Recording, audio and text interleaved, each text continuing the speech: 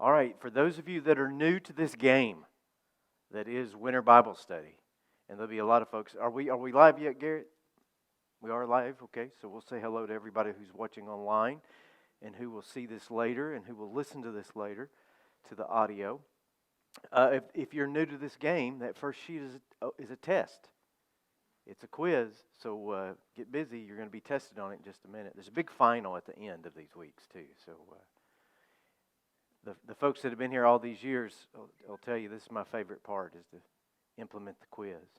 Chip was the obnoxious person on the phone when y'all came in. No, I'm kidding, Chip. What Chip likes to do, just so you know, is text me in advance to see if he can get the test in advance. So he learns that. He's an entrepreneur, the way that goes. He's an accountant. All right, we're going to get started in just a second and see what your knowledge is of some of this Christian history before we start. Okay, since you're all not studying, you're just looking at those papers. We're going to get started. All right, here we go. Number one, your first question of the series: the conquest of this man in the 4th century BC essentially united the world with a common culture and language. Who would that be? I heard his name. Alexander the Great. Alexander the Third of Macedonia even, but became known as Alexander the Great. We're going to talk about him tonight. Number two, a man with the greatest name of ancient history, Antiochus Epiphanes, triggered the Maccabean War of Independence largely by dedicating the Jewish temple to what Greek god? No? What'd you say? Yes, always. It's always a quiz. We always start with a quiz. No, it was a male god. The big guy. Zeus. That's exactly right. Dedicated to Zeus. We'll talk about that tonight as well. Number three, Julius Caesar ended the Roman Republic when he marshaled his army against his political opponents. What river did he cross, initiating the Civil War? Yes, crossing the Rubicon in northern Italy. Number four, this Jewish king was actually a Roman political appointee known for his great building projects, his cruelty, and being in power when Jesus was born. Herod the Great specifically. We have about 3 Herods in the New Testament. This would be Herod the Great. 5, in Luke 2, Luke uses Roman imperial language to describe the birth of Jesus. What Roman leader is he challenging? It's one of the Caesars. It's not Julius. It's not Tiberius. Augustus. Now, Tiberius ruled the longest during the life of Jesus, but at the birth of Jesus, he is actually using language, and we'll see this tonight as well, that was used to describe Caesar Augustus. Number 6, Jesus spent the majority of his life living in and around Nazareth, located in what central Israeli region? Galilee. Number 7, the author of one of the earliest epistles. This man was the recognized leader of the church at Jerusalem. James. Specifically, James, the brother of Jesus, not James, the son of Zebedee. Lots of Herods, lots of Jameses, few Johns in the New Testament. Number 8, Saul of Tarsus, also known as the Apostle Paul, is estimated to have traveled about how many miles? 10,000 miles on his missionary journey in the 1st century. The frequent flyer points must have been something. Of the 27 books in the New Testament, how many were disputed or debated for inclusion in the canon? It's more than 4.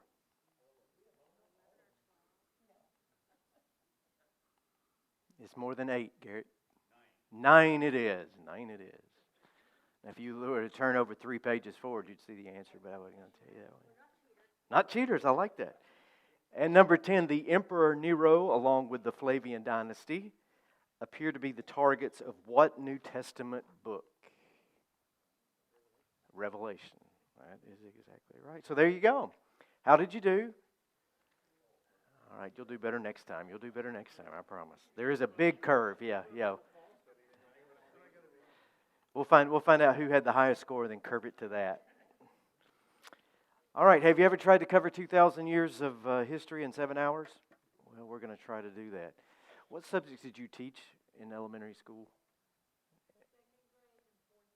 All subjects. Okay. So you know how hard this is to cover a lot of material in a short amount of time. But we're going to try, at least confining the attempt to Christian history, but that's, even in itself, that's a misnomer, because there's no such thing as exclusive Christian history. It overlaps and touches world history, Western civilization, Islam, Judaism, the formation of the European nation states, colonialism, and the events that we're witnessing on the news today. So we'll have to reach out and touch each of these, and this is why the history is so important. As something James Hollis says, the reason that the past is such a problem for most of us is it's not even in the past. It's very present. And particularly when we're talking about Christian history, it's as present as today's news, because we have arrived where we are based largely on those who have traveled before us. And it goes back a long, long time, because very little is more traditional than one's faith. We hold to traditions that are centuries and centuries and centuries old. Garrett even asked a question when we came in tonight. It's like, I was just thinking, why does X and X happen? And I just said, about 400 and something AD, they did this. Well, there you go, 1,500 years, and he was talking particularly about the calendar. The reason that we have the calendar that we have is for the Romans, and then in early medieval times, the Catholic Church adjusted it. They miscalculated by 4 years on the AD, BC stuff, but that's the best information that they had at the time. So that's just a small example of how everything is so related. So next slide, if you would. This is the subject matter that we're going to be covering over the next 7 weeks, 8 weeks with a break in there. Tonight, we're going to talk about returning to our roots, and we will grab the historical context of the New Testament and the stage upon which Jesus emerged and the movement surrounding him first grew. It's about a 400-year period from about 200 BC to 200 AD. Next week, January 10th, we'll talk about creeds, canon, and Constantine. We'll pick up about 200 AD, progress to the early Middle Ages. We'll talk about how the church came to consensus about what it believes, if you can call it consensus, how the church fashioned the canon, that is, the New Testament, and how Christianity became a worldwide movement, and how, in this humble teacher's opinion, it lost its identity by becoming a political and power movement instead of remaining with its simple roots. January 17th, Session 3, the muddy middle, particularly medieval Christianity. We'll talk about papal power, East versus West, and we'll follow the events leading up to the Great Schism in 1054, when the Catholic Church and Eastern Orthodoxy went their separate ways. January 24th, Session 4, out of Arabia. We're going to double back a little bit as far as time goes and talk exclusively that evening about Islam. And you may say, well, I thought this was Christian history. You can't have one without the other. With the emergence of Islam, Christianity and Islam have laid alongside of each other for 1,500 years, and often all tangled up in between, particularly in the Middle East. And no one who has lived since September 11th, 2001, can set aside the influence that these two have had one on the other.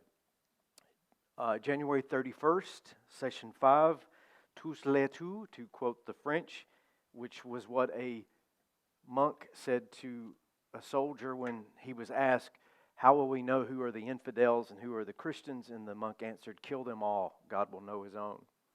And Session 5 is about the Crusades, their continuing aftermath. The Crusades, I'll go ahead and tell you this, are directly related to what is happening in the Middle East today.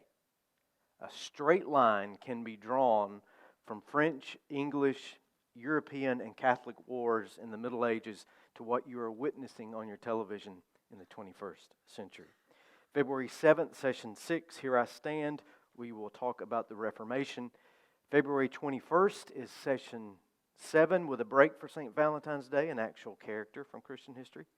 We'll talk about going back to the future, and we'll have a very frank discussion that night about Western Christianity today, what we might see or not see in the days ahead, and how Christianity as a global movement has been influenced by its history, and how Christianity looks very different depending upon which part of the world that you live in. All right? You ready? All right. Tonight, there are a series of major events related to the roots and the emergence of Christianity, and we're just going to take them in order. Slide 3. Thank you, Gary.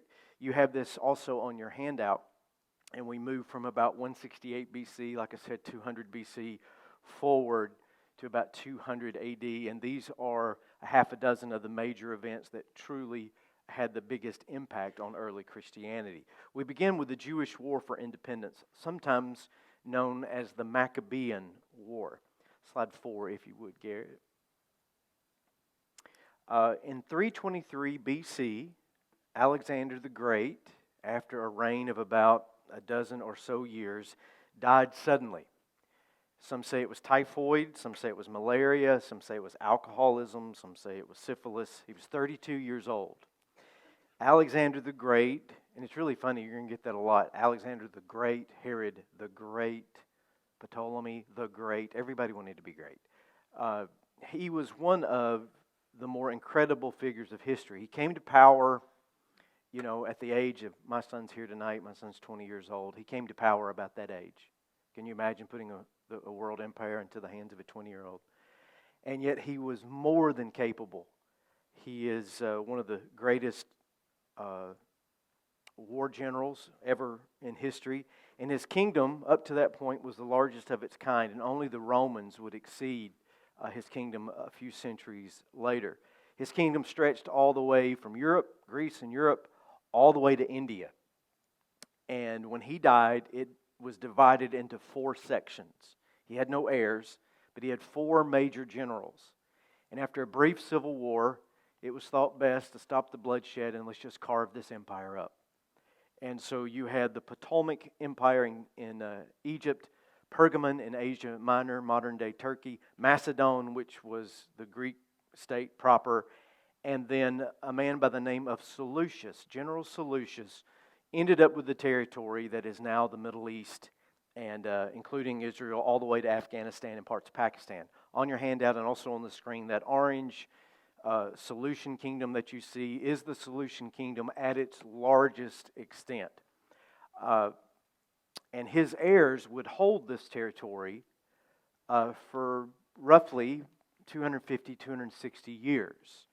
So they would hold it for centuries. And it's worth noting, 260 years where Seleucia was a Greek state, essentially. Greek culture, Greek language, Greek religions. Now that's longer than the United States has existed as a country. Now think about how culturally entrenched something can become over 2.5 centuries. We don't have that long view. We don't have that long view as 21st century people. We don't have that long view as Americans. But it's a long time, and there was a lot of stability given with that. I'm not saying there wasn't a lot of injustice. There certainly was. But when a group of people have a common culture and a common language, you do have some stability. And most of the Seleucian rulers were passive. This is how they kept that empire together for so long. So long as your religion or your custom didn't interfere with what the Seleucians wanted to do, they would leave you alone. Until this guy that we mentioned earlier with the greatest name in ancient history, Antiochus Epiphanes, comes along. He's a direct descendant of General Seleucus. In 175, he began a very aggressive policy that we now know of as Hellenization. Hellene is the Greek word pertaining to the Greek, so it's really a colonization. He wanted everybody inside that orange area to speak Greek. He wanted everybody inside that orange area to worship the Greek gods. He wanted everybody inside that orange area to wear Greek clothing and to adopt the Greek style. He personally invaded Israel. He raided the Jerusalem temple, stole money from its treasury to fund his wars, and appointed his own high priest. he would, and this is a real major simplification. We just don't have time to get into all of it tonight. But he would send his soldiers around to the smaller villages outside of Jerusalem and force priests and religious leaders and town elders, force them at knife point to the throat, essentially, to eat a pork sandwich, which is against all kosher laws whatsoever. And so it was this aggressive policy of attempting to eradicate distinct Jewish characteristics of their faith. The final straw was when he placed a statue of Zeus in the Jewish temple, desecrated the Jewish temple, and essentially made it a Greek house of worship. Well, that was more than most of the people in Jerusalem could stand. And there was a man named Matthias Hasmonean. He was a priest. He had 5 sons. And he launched a 7-year guerrilla warfare revolt against Antiochus Epiphanes and prevailed. He had, best that historians can tell, about 2,500 soldiers up against Antiochus, who had about 30,000 soldiers. But they weren't in their home territory. And it's like any Middle Eastern war that you see play out on the screen in the last 100 years. They're not in their home territory. They're fighting a guerrilla warfare that they're not really trained for. And ultimately, the Hasmonean family prevailed. They were known as the Maccabees. It was a slang term in Aramaic that translates loosely to the hammers, because they just hammered Antiochus' forces until Antiochus finally said, forget it. And he withdrew his forces. And there's this brief period of Jewish-Israeli independence. Brief, it's 100 years, where the Jews ruled over their own territory, 168 BC to the early 60s BC, when Rome finally marched in and consolidated all of the former empires that remained.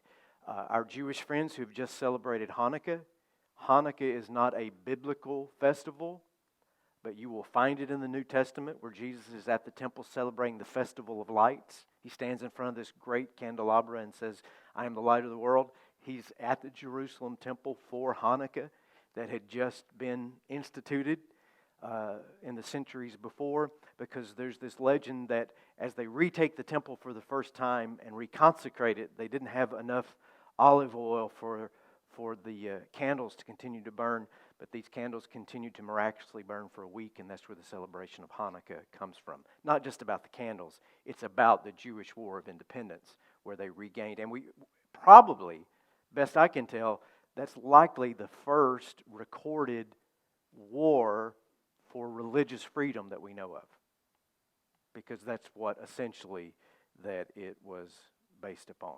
Quick questions before we move to the next section. Oh, if you have a question, you have to speak into the mic, because folks are listening online. Anybody? Raise your hand. I'll come right to you. Now you're afraid. See, that's it. All right. And I hope you'll see as we move forward here why this becomes so important. You know, why this is Christian history. Why are we going back that far? I think you'll see as we move out of this period and into the Roman period how these pieces connect. Pompey the Great, another great, conducted the military conquest of Israel. And Pompey died, and there was another civil war. There's always a civil war in ancient times whenever there's a change of power, it seems.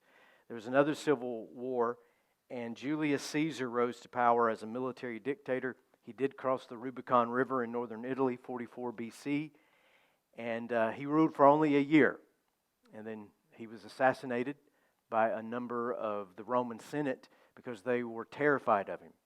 And they really rightly should have been. He ended Roman democracy. The Roman Empire would never become a democracy again after Julius Caesar. His adopted son, Octavian, known as Augustus Caesar, became absolute Roman emperor, and there was no hope that the Roman Republic would ever be resurrected after that. Augustus ruled from 27 BC until his death in 14 AD. He was the ruler when Jesus was born. And it is Luke that trolls Augustus Caesar better than anyone that you will find in the Scriptures. This is an important point. We read it every Christmas, and we read it this year. Anna read it for me in the Old King James Christmas Eve day. Have we got the slide 5? I think we've gone to sleep. This is the praying inscription found in Western Turkey. It's dated to 9 BC, so 5 or 6 years or so before Jesus is born.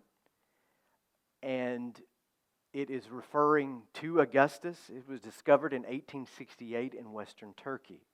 Providence has brought our lives to the climax of perfection in giving to us Augustus, sent to us and our descendants as our Savior. He has put an end to war and brought peace and goodwill to all men. Becoming God, He has fulfilled all the hopes of earlier times. So hear this gospel. On the birthday of our God Augustus, let a new era begin for the whole world. The translation also reads directly like this. Behold, I bring you good tidings of great joy, which shall be to all people. For unto you is born this day, in the city of Romulus, a Savior, who is Augustus our Lord. Sound familiar?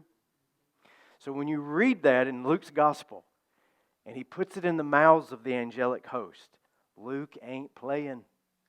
He is aiming right at the imperial cult, the worship of the empire, a man who would declare himself to be God over the world.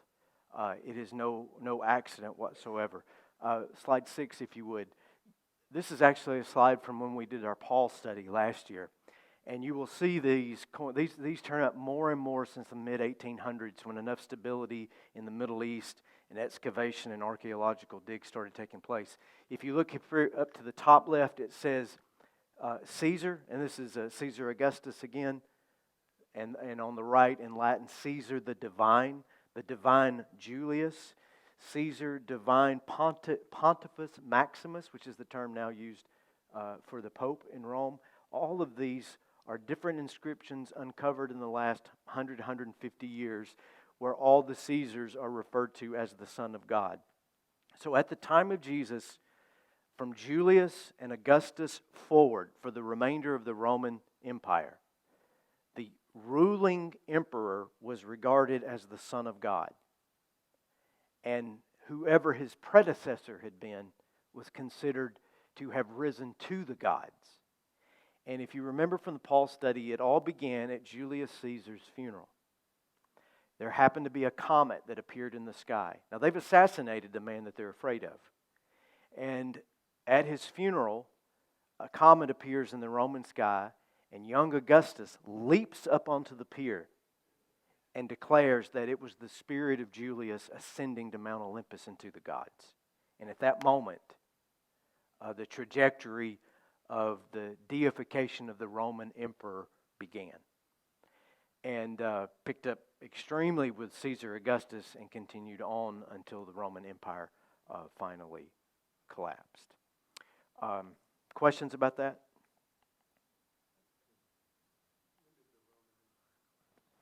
It's hard to say. The question is, when did the Roman Empire collapse? And it's hard to say exactly because it splits into East and West. And then in the West in particular, it just sort of begins to lose its steam. Attila the Hun raided Rome in the 400s. And if it hadn't been for Pope Leo, he would have probably murdered everyone there.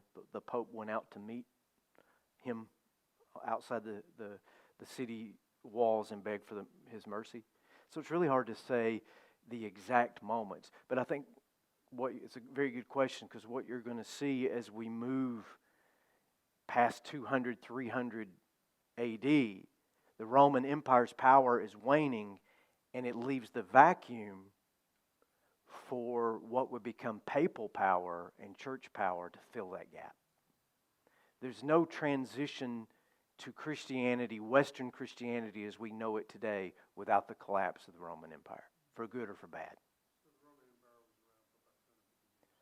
the Roman Republic lasted 200 years, and then the Roman Empire as a dictatorship, 250, 300 years. Then it gets really, really muddy. It has a bit of a revival, some stability. Constantine was able to, and now I'm getting into next week, Constantine was able to stabilize the Roman Empire using Christianity as the religion and the culture that would bind a very diverse group of people together. Good questions. But before I jump ahead, understanding Roman power in the days of Jesus might be the biggest single insight that you can make in reading the New Testament. I was already out of my master's program and in my doctorate program before it even was brought to my attention to read the New Testament as a protest of a colonized people against Roman power. And look at the language that is associated with Jesus and how they were using that as a counter against the abusive power of Rome. That is one of the biggest transitions you will ever make in reading the New Testament. Pick up Paul's letters, start reading them that way. We talked about that last winter in our Paul study. Paul specifically went to cities in Asia Minor and in Europe that were the centers of imperial worship. Paul planted churches in the towns where Caesar was most popular as a means of intentionally, in a very Lucan way from Luke 2, going right at the source. So that's huge. Pompey and Caesar deposed the Maccabees. The Maccabees have ruled over their own people for 100 years. Roman power comes in and they say, you're through. Caesar's in charge now, but here's the deal. Y'all play nice and we'll let y'all be the high priests. And that's what happened. The Hasmonean family became the Sanhedrin. Heard those guys? They became the Sadducees. Have you heard of those guys? That would preside over the trial of Jesus. The Sadducees and the Sanhedrin are the direct descendants of the last monarchy of Israel.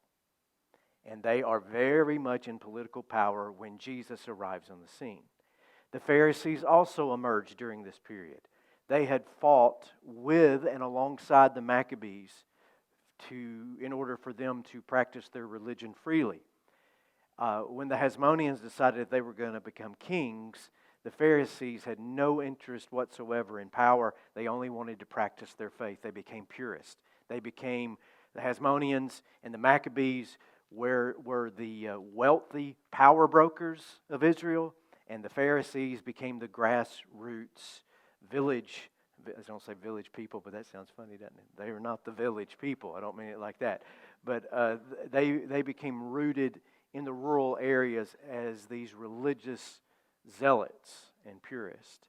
And then right in the middle of all this, 40 years BC, in order to continue to stabilize their empire, Herod the Great becomes appointed by Rome as the tetrarch or the ruler of Judea. He married a descendant of the Hasmonean family. Herod the Great called himself a Jewish king. He was not Jewish. He was Roman, but he was married to into Jewish royalty. So again, let's go back, and you'll hear this coming Sunday for Epiphany. Let's go to Matthew's account of the Gospels.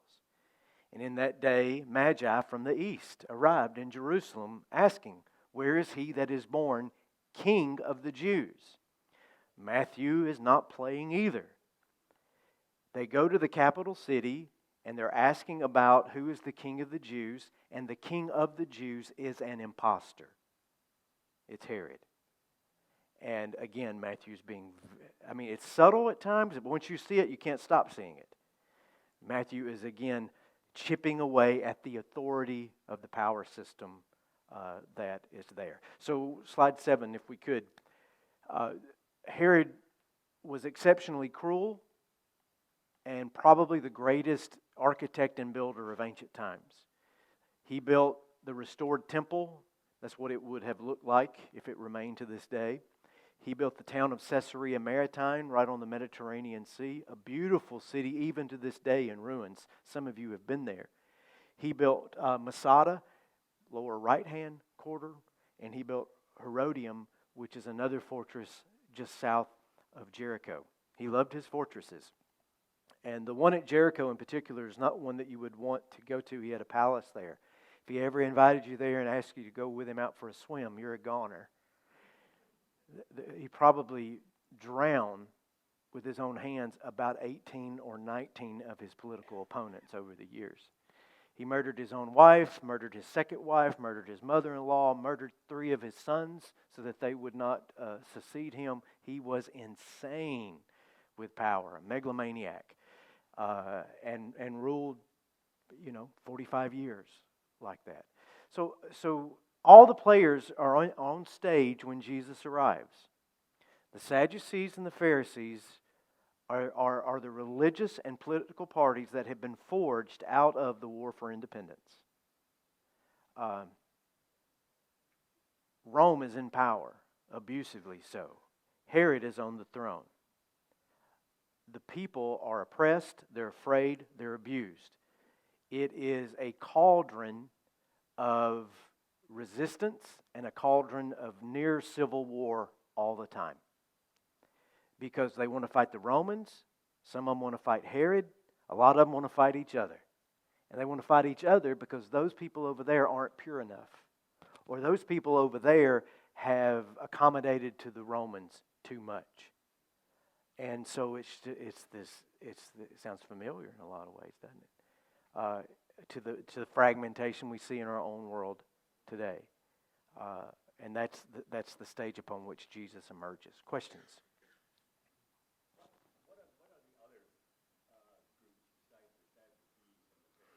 John just asked, what are the other groups besides the Pharisees and the Sadducees? You largely have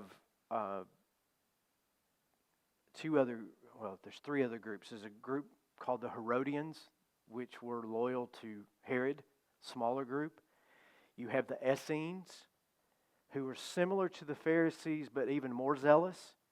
And they said, this stuff is, think of them as doomsday preppers. They went out to the desert and they said, "This is all going to hell in a handbasket. We're out." Qumran is there. Was where the Dead Sea Scrolls were found. The Essenes are the authors of the Dead Sea Scrolls down in the desert near the Dead Sea. And then a 5th group, very violent group, were the Zealots. They were terrorists. They were Israeli terrorists living, out in the open. And they had no quarter to be given. If you were affiliated with Rome, you should perish.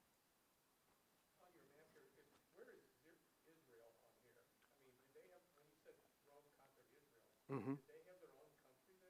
They did very small. The question was, where is Israel on the map? And I think you're talking about the Seleucian Empire map. You'll see on the far left-hand side, Jerusalem there. Their country only extended up into the Galilee and down to the Dead Sea. Very small. But it was the territory that they had. A lot of the territory to the south, if you look there down to the Red Sea, is actually held by the Egyptian empire, the Ptolemaic kingdom of Egypt. Yes?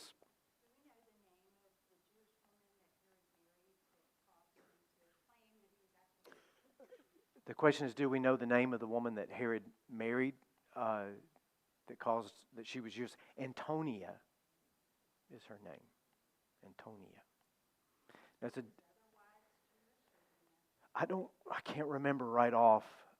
His son, one of his sons who would succeed him was not an upstanding gentleman either. He is the one who had John the Baptist beheaded because he was tangled up in an adulterous affair in a very similar way, and John called him out. And the implication in the text is not that John is calling him out for adultery. John is calling him out for, again, being a poser. And Jesus would get in on the action too when they say, Herod's coming to kill you. Jesus said, you go tell that fox. And in the Aramaic, he's saying, you go tell that sneaky fraud that the lame are walking and the blind can see. So there's always this grassroots animosity, and Jesus is certainly a grassroots person, and John the Baptist as well, even though he wasn't born that way, toward Herod in particular and the Romans. It's just stacks and stacks and layers of power and abuse. And the Jewish people are down here at the bottom during this time period. Good questions.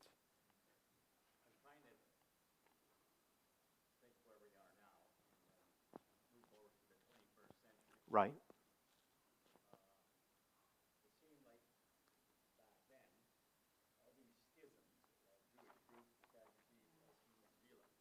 Mm-hmm. John's question is, with all these religious groups in the first century, all these centuries later, are they still in power today? And we'll probably get to this in session 7, but I think you can look into Israeli society today and see every one of these elements. In fact, I would say that speaking frankly, that the Zealots have the political power currently. And there are a lot of folks who would like to be Essene about it. Let's just, I quit. And then there are all shades, in between that. And I think that probably the Jewish society at that time is archetypical of any society that's under great stress. Is that we tend to divide into those kind of caricatures and groups. Zealots, retreatists, purists, on and on. Quickly, this sounds funny to say this, Christian history, quickly now to Jesus. Jesus is likely born in the spring of 4 BC, not Christmas Day as we know it. He fled to Egypt under Herodian persecution, returned to Nazareth in Galilee sometimes as a child. What we know about the historical Jesus, and I'm not talking about the risen Christ of our faith, but what we know about the historical man Jesus is not a whole lot. Whatever one's conclusions are about him. He was influenced by and baptized by John the Baptist. He was a Galilean Jew who preached about the kingdom of God. He called disciples. He initiated a controversy over the Jewish temple that sparked his own arrest. He was crucified outside of Jerusalem by the Romans for sedition, and after his death, his movement continued. Now that we've talked about the temple and the Maccabean War for independence and how important the temple is, do you see how Jesus got into so much trouble when he goes to the temple and overturns the tables? It's the very spot that caused an entire country to revolt against the powers that be. Now, some people saw that and here we go again, let's get them. And they had dreams of another war of independence. And then there were others, and the Sanhedrin are in this group, who said, we can't have this anymore. Now, why would the Sanhedrin say that? Notice this. The Sanhedrin are the direct descendants of the very men who won their country's independence. And when another man comes along who appears to have the same moxie that their great-great-grandparents had, the leader of the Sanhedrin says in the Gospel of John, it'd be better for this one man to die than for the nation to perish. He's not saying that as a soteriological salvation statement. He's saying that as expediency. He's saying, if this guy gets away with this, the Romans are going to show up and we're going to be out of power. All of this is at play in the New Testament. All of this is at play. To Nazareth, we go with Jesus as a child. Slide number 8, please, if you would. This is an archaeological extraction of mid-1990s of a little village called Sepphoris. Sepphoris is 3 miles from Nazareth. Sepphoris was the largest Roman work project in the Galilee when Jesus was a child and a young adult. If you'll look there, now this is very non-Galilee, because you would not see this in an Israeli village. Do you see in the bottom left-hand corner? That's a Roman theater, 3 miles from Nazareth. It's estimated that maybe 5,000 workers, itinerant workers, traveled there each week to work and went home for the Sabbath. 3 miles, you can walk there in the morning. And it's quite possible, the Hebrew word and the Greek word that's used to describe Joseph as a carpenter most literally means mason. And if you've ever been to Israel, there are not many trees to work with as a carpenter, but there are plenty of rocks. And everything there is built out of stone. And so it's highly likely, and it's easy to imagine, Jesus, as a little boy, walking to Sepphoris with Joseph, where Joseph would go to work, and Jesus would sit in classrooms, hear the Greek language being spoken.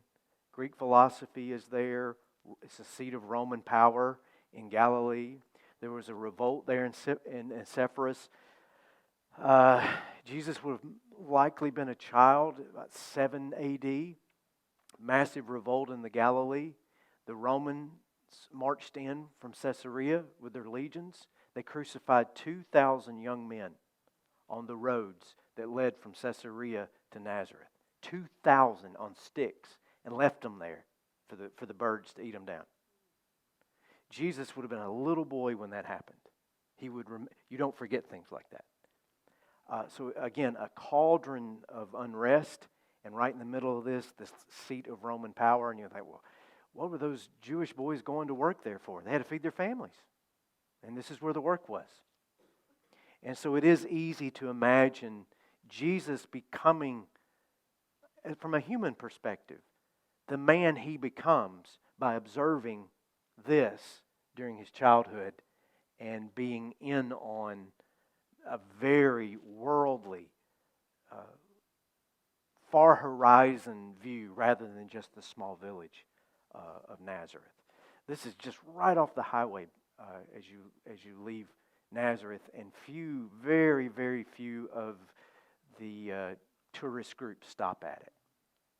And it is just a marvelous, marvelous discovery that's being excavated heavily now.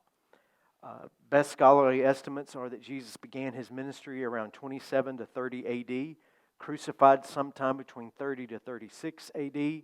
It's commonly believed that Jesus had a 3-year ministry based on the number of times that he visited Jerusalem for Passover, and that's found in the Gospel of John. He spent an overwhelming amount of his time in the Galilee, only a few weeks of his entire life that we know of actually in Jerusalem. It was a 5-day walk with good weather from Nazareth to Jerusalem. I hypothesized a few years ago in my study of the life of Jesus that Jesus' ministry could actually fit inside a single year. That the only reason we say 3 years is because of some interpretations that we make in the Gospel of John. And John is unconcerned completely about chronological order.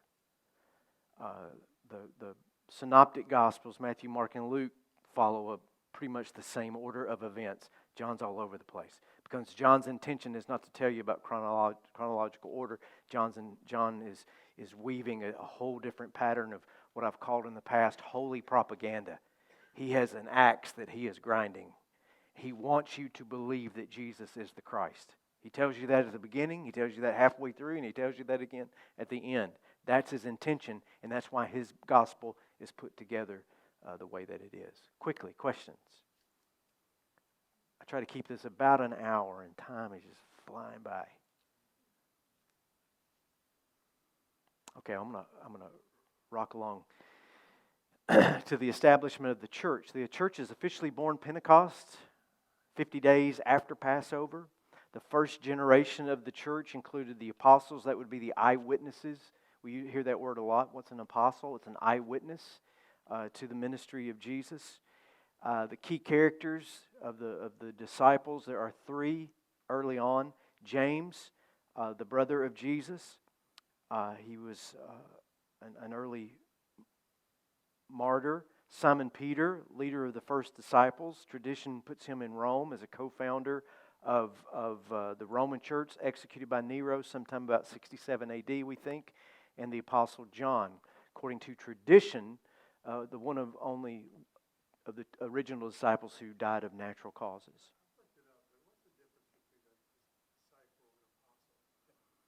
Not much.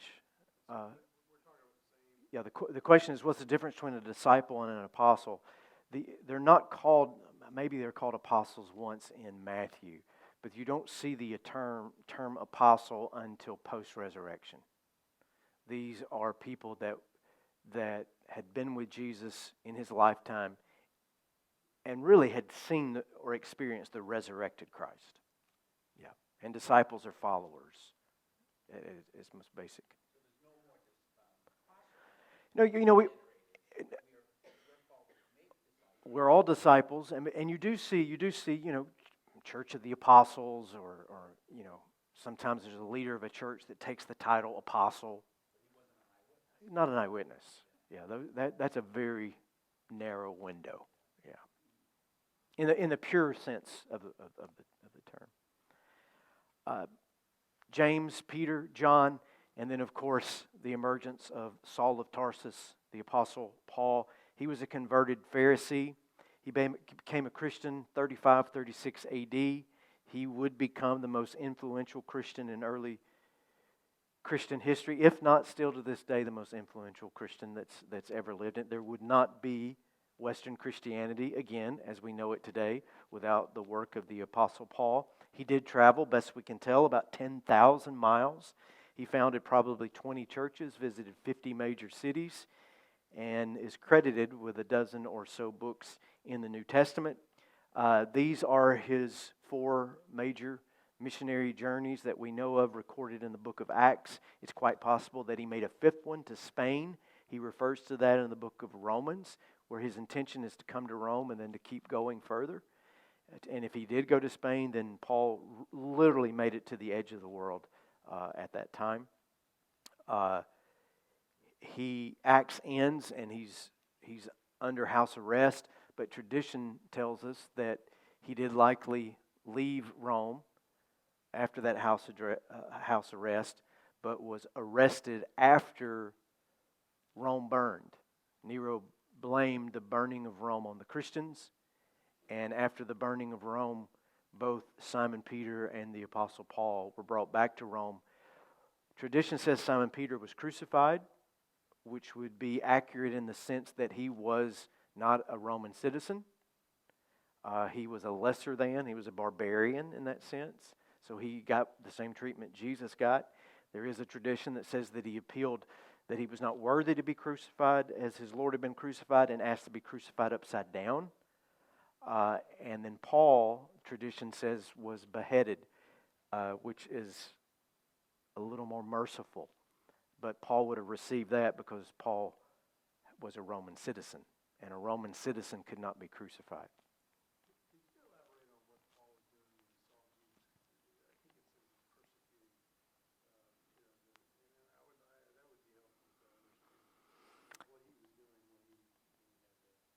The question is, can you explain a little bit about what happened with Paul? And he was said to Paul. He said, "Saul, Saul, why do you persecute me?" Is how he encountered Jesus on the Damascus road.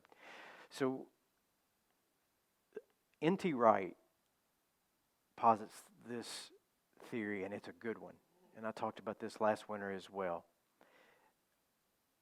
Zealous Pharisees in the first century meditated on passages from the prophet Ezekiel. And it's that mystical passage where Ezekiel saw God as a wheel within a wheel. I don't know if you're familiar with that passage, but it's like, and I hope this will be edited from the YouTube later, but it's like Ezekiel is dropping some big acid to whatever is going on that he is seeing, because he is in a whole nother dimension. And I suppose that if you could peer into heaven and witness heaven, that whatever words you chose to describe it would come across as nonsensical. But Ezekiel is essentially nonsensical in what he is describing before the throne of God.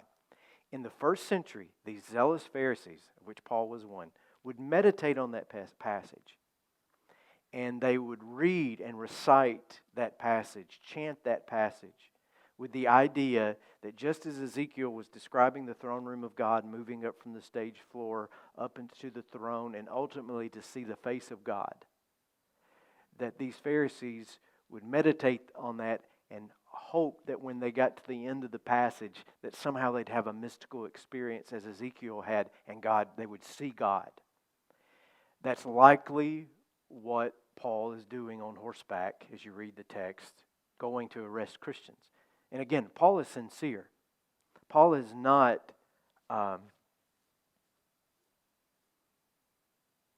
Paul thinks he's doing the will of God. And I said this last year, Paul would resemble today,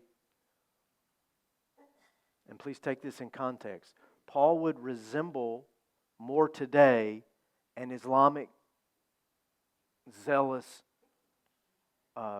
preacher somewhere in the Middle East than he would a white seminary-trained English-speaking pastor. Zealous. I mean, I've been zealous, but I've never said, I need to go kill these people over here because they don't believe things right. Paul is going to kill people because they don't believe what's right. So he's having this meditation, and as his face rises in his chant to the face of God, it's Jesus of Nazareth. It's not Yahweh. And that's where Jesus says to him, why are you persecuting me? And it's an identification that the writer is making in Luke, that to persecute the people of Christ is to persecute Christ himself. It's that Christ is on the side of those who are weak and those who you are mistreating. I think I talked about that whole scene for about an hour last year, but I'll try to track that down for you. Good question again. Thank you. Where are we at here? All right, the New Testament. You know what I'm going to do? I'm going to skip that because I'm going to come back to that next week. You see that? Do you have this? There's a lot of stuff going on right there, and I'll get that next week. All right. Let me quickly talk about early Christian persecution, and we'll wrap it up and take all the last questions that you might have. So Nero comes along, and about the only figure that we can compare Nero to is Herod. Nero likewise devolved into some serious megalomania in his life. And you know, the story goes that he caused the fires in Rome, and the old saying that Nero fiddled while Rome burned. And one of the Roman historians is that Nero was looking for proper artistic inspiration as he was composing a song. And anyway, getting into a lot of political trouble with that, he blamed the Christians. And so early Christians became an early target for that. So from Nero, 67 AD or so, 65 AD, all the way through the rest of the first century, and in 68, 70, and then that's the first Jewish war. So from Nero to the end of the first century was an abysmal time for both Jews and Christians. One of the worst persecutions of Christians in the history of Christianity, and one of the largest exterminations of Jews until the Holocaust in the 1930s and 40s. And Nero and the three men that followed him are responsible for this. Slide 11, I think, is the one I'm looking for. So Nero is in power 54 to 68. Rome burns 64, 65. As he is emperor, in Jerusalem, war breaks out.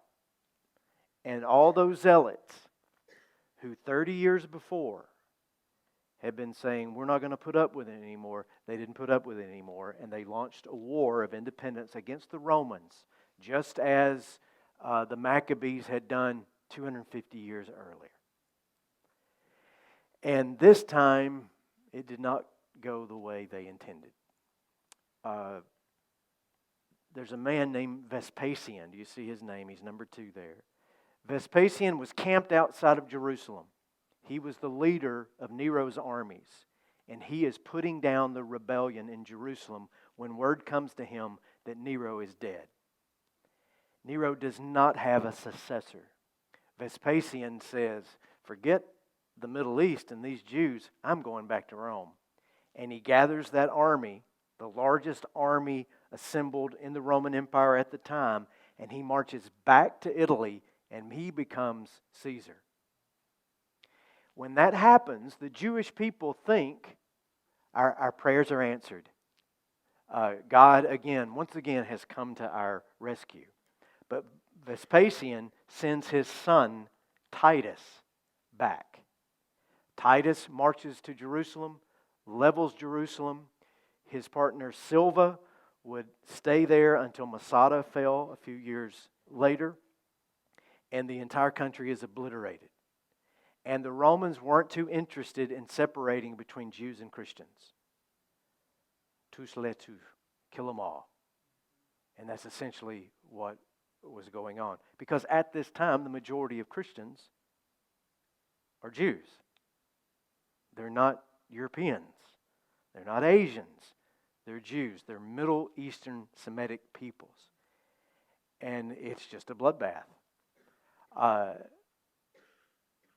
Titus succeeds his father, Vespasian.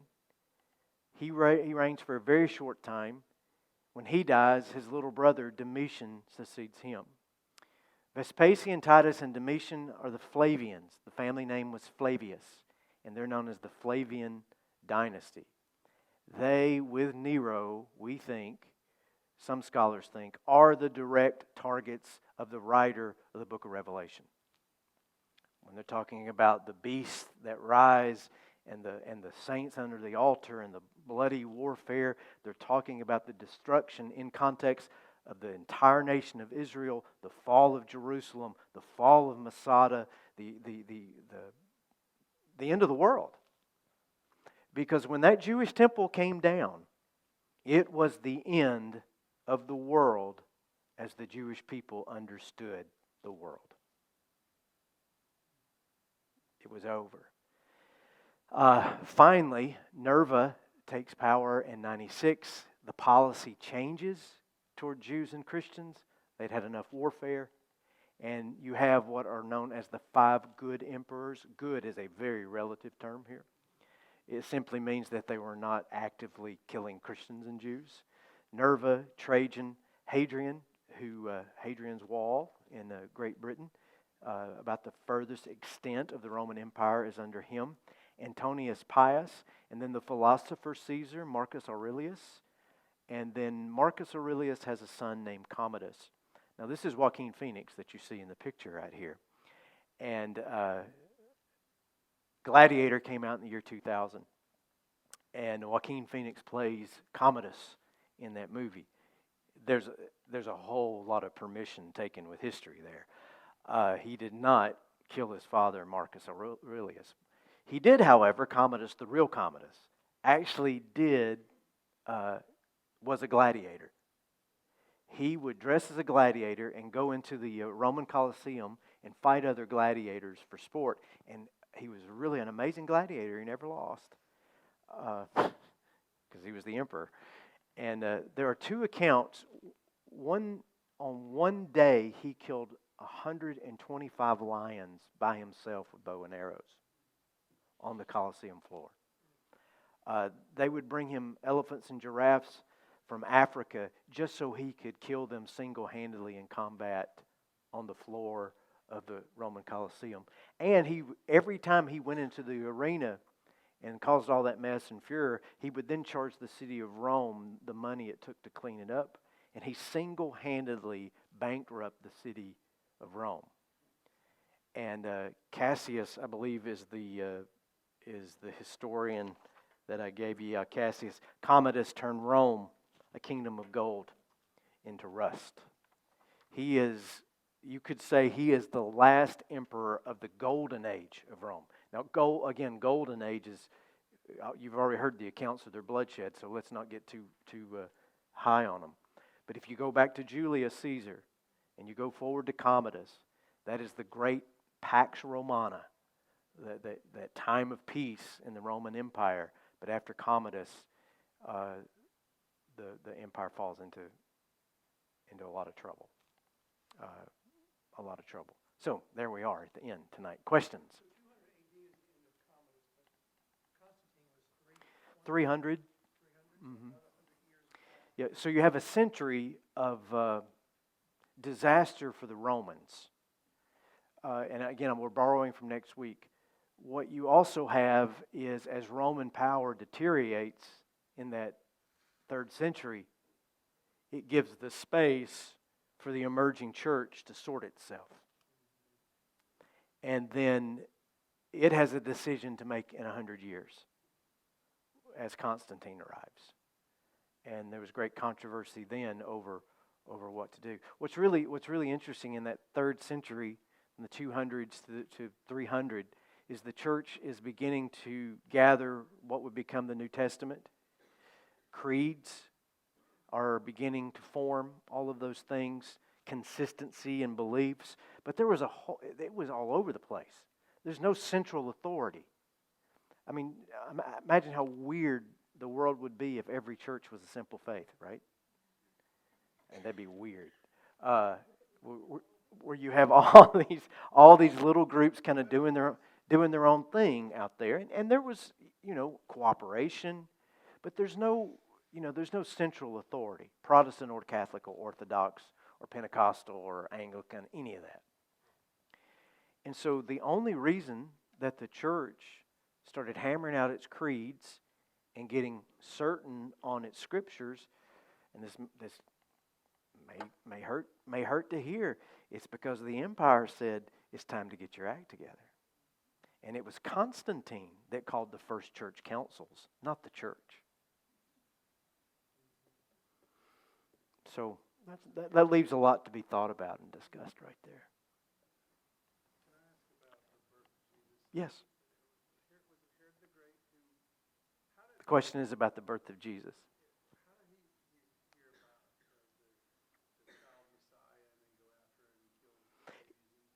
He heard it directly from the wise men, as we read in Matthew chapter 2. The Magi, they arrive and say, we have come to worship him that was born King of the Jews. And we saw his star arise in the east. And then Herod, it says, he called the teachers of the law to him and said, where is it that the Messiah is supposed to be born? And they said, Bethlehem. And now whether they knew that or whether Matthew is very skilled as a polemic to prove who Jesus is as well. And so he goes back to the wise men, the Magi, and says, it's going to be in Bethlehem, go on your way, and when you find him, you let me know. I want to come worship him as well. The wise men Magi go to Bethlehem. They go into the house, not the barn, not the stable. The wise men do not belong at the nativity scene, no matter how many times you see them there. They arrive possibly up to 2 years after Jesus is born. They leave, go back home. Herod realizes he's been deceived, and then that's when he launches the slaughter of the innocents. Every baby up to 2 years of age in Bethlehem. His parents run for their lives. They cross the Egyptian border, which Matthew says is a fulfillment of prophecy, for out of Egypt I have called my son, which is what Matthew makes sure that we know that Jesus is reinterpreting and reliving the story of the Israeli nation. Born and threatened as an innocent, just as Israel was in Egypt, when Pharaoh was killing the babies there. sent to Egypt. Out of Egypt he comes. When he goes to his baptism, he crosses the Jordan just as the children of Israel had come into the promised land. He goes back into the desert for 40 days because the children of Israel are in the desert for 40 years. Jesus is reinterpreting and reliving the Jewish story. All right. Oh, John, one more question. That is a very good question. You can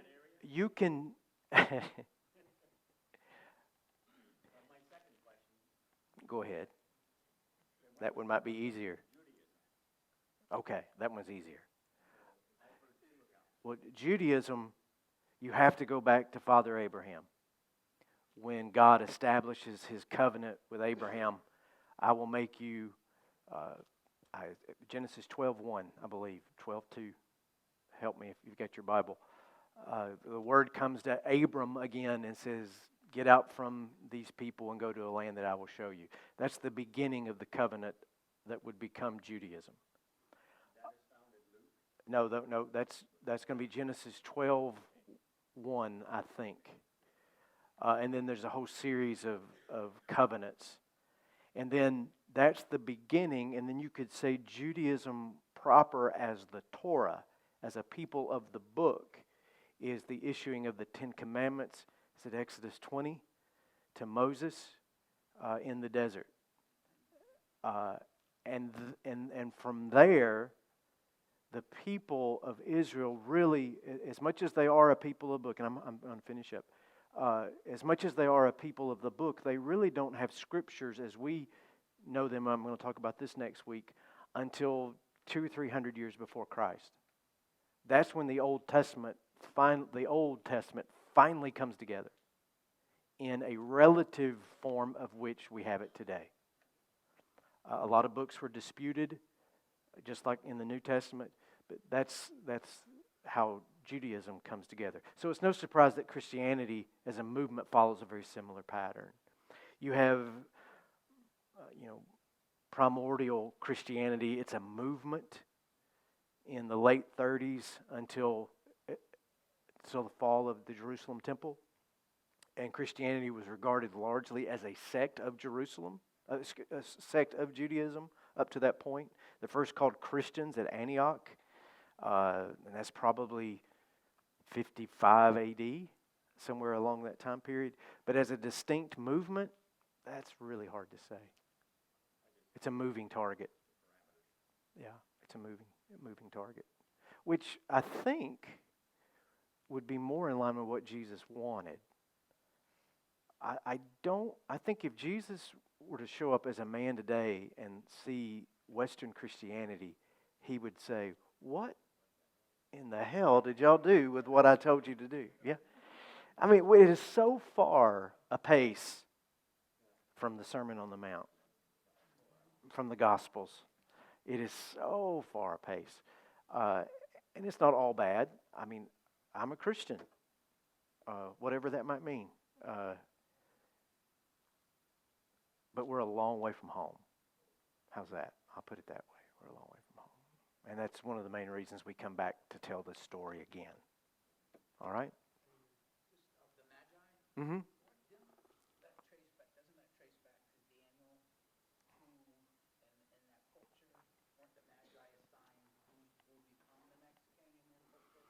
Yeah, that's a great correlation. You could actually consider Daniel himself as a magi, as a wise man.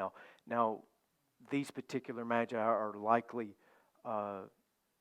we would call them astrologers. They were, the better term would be astronomers. They knew this. They knew the movement of the stars and the planets and the seasons of the year. They knew them well.